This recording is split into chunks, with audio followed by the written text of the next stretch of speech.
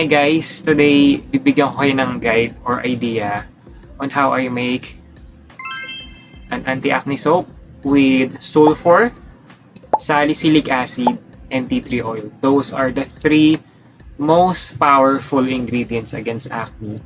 And this is very effective kasi even me, I'm still having some acne breakdown every once in a while.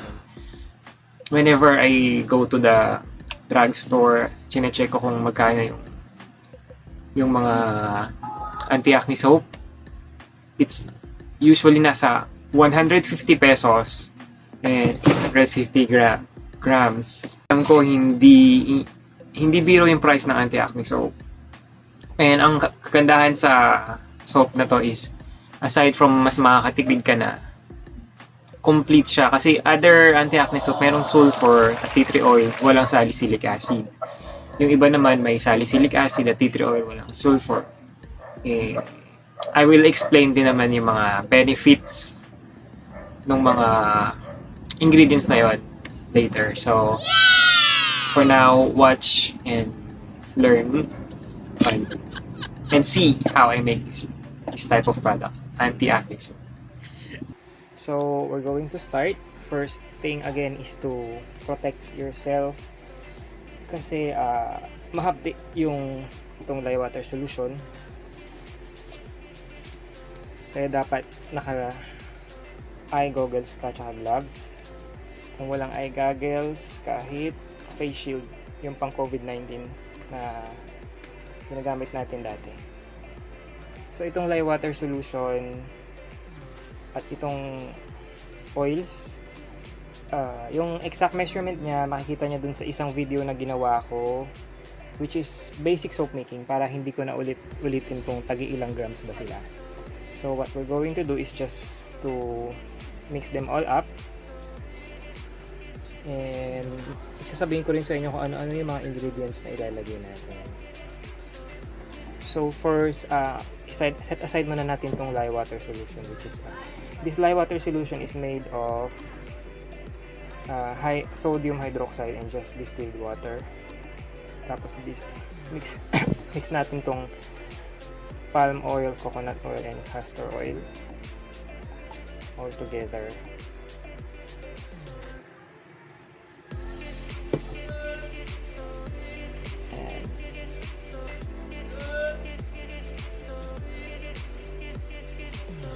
Tapos make sure na mix siya ng maayos bago natin ilagay sa lye water solution natin.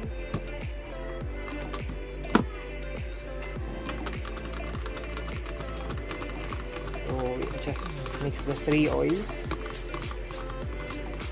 and then dito sa oil ilalagay, may first ingredient na ilalagay natin is salicylic acid.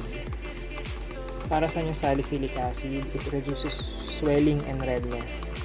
Lalo kung yung pimple natin is yung malaki talaga siya, tapos pulang-pula, na mabawasan yung redness tsaka yung pamamaga ng pimples. It can also unplug or unblock our pores para mag-shrink yung pimples. So this is salicylic acid. This is a powder form. So ginawa ko is nag-measure na lang ako ng 2%.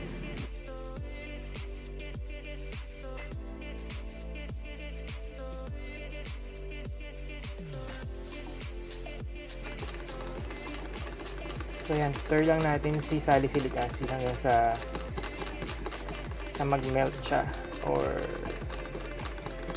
mag-incorporate siya totally dito sa oils. If you notice, so now medyo lumabo yung kulay ng oils kasi that means yung salicylic acid is nagmix na sa oil.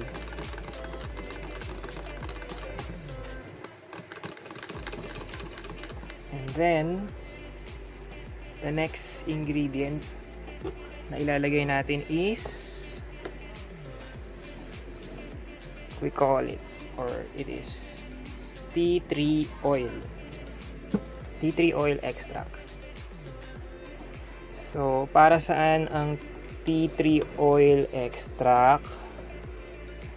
It's an antibacteria and also anti-inflammatory ingredient na nakakatulong din sa pagkakalm ng redness and swelling of the skin. Hindi lang sa pimples, also for other skin conditions. So dito rin siya ilalagay sa oil natin. So talagang very potent and very effective tong acne soap na ginagawa natin. Kasi hindi natin titipidin sa active ingredients. We're going to do it. We'll focus more on the quality.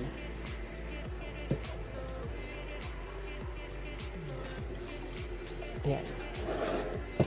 Tapos stir lang ulit. Pwede na nating isalin dito sa itong oil natin sa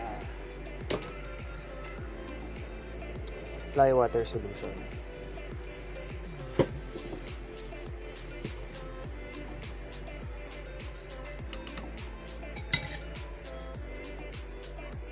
Slowly lang.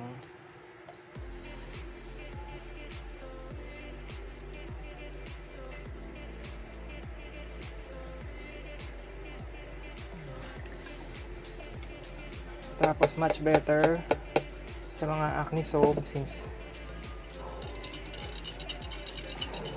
we have to be careful sa skin dahil since acne soap siya, mas maganda kung wala ng fragrance oil tsaka wala ng colorant para napaka-natural niya and mas mabilis mag-heal pag walang mga synthetic chemicals. Tapos the last thing na ilalagay natin is yung sulfur. Konting-konti lang nito kasi effective din to and matapang siya and hindi pwedeng madami kasi. So guys, inalis ko muna saglit yung gloves ko kasi hindi ko mabuksan tong small container ng naka-gloves. So ito, ilalagay na natin yung sulfur. And by the way, lahat nitong ingredients na pinakita ko or ginamit natin is available siya sa Shopee online. And yung iba available din sa palengke, like yung mga coconut oil, palm oil, and even this sulfur. May nagtitinda niyan sa palengke, dun sa mga katabi ng mga kasama siya ng mga tawas.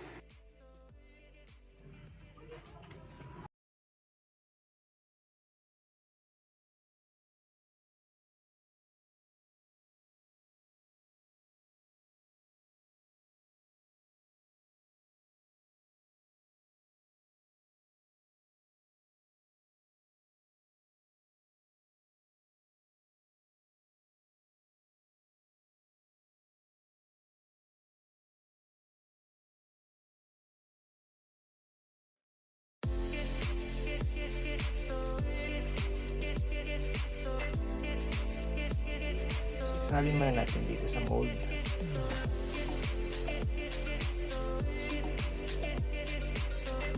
Make sure na may tray sa ilalim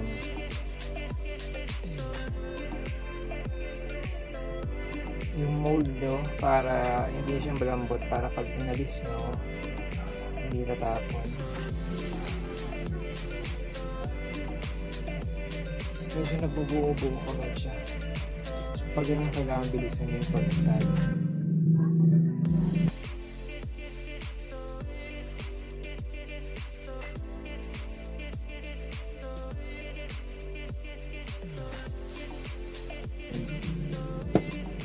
Before, you have to wait for 24 to 48 hours bago nyo siya i-remove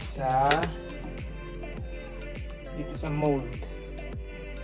Although after 24 to 48 hours, matigas na siya, so bar na siya, pero makati pa siya sa skin pag ginamit na kaagad.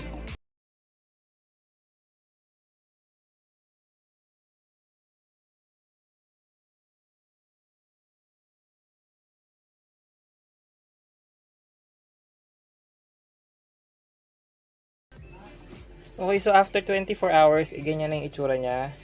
Kung mapapansin nyo, dito makinis, dito medyo wrinkly, tapos ito yung pinaka-wrinkly kasi dito nung sinalin, naisalin natin kaagad.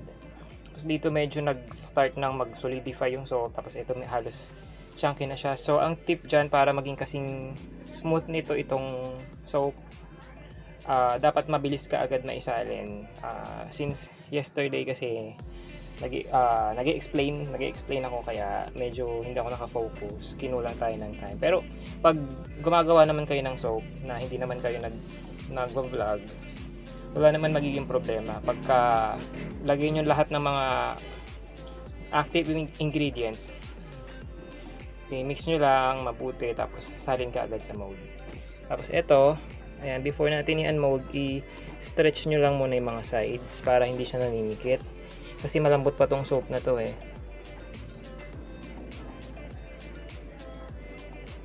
Yan, tapos pagka-stretch, pwede na gently push mula dun sa baba. Ayan, naninikit pa siya eh. Kasi medyo malambot pa yung soap. I suggest na pag mag-unmold kayo ng soap, wait for 48 hours instead of just 24.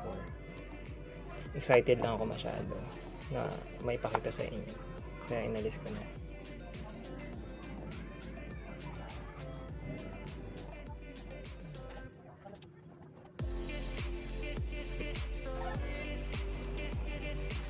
So ayan guys, meron na tayong anti-acne soap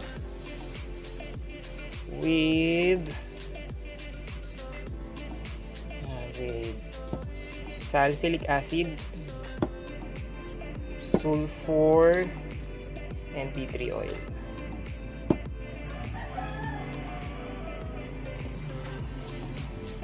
Ayan siya. Up close up.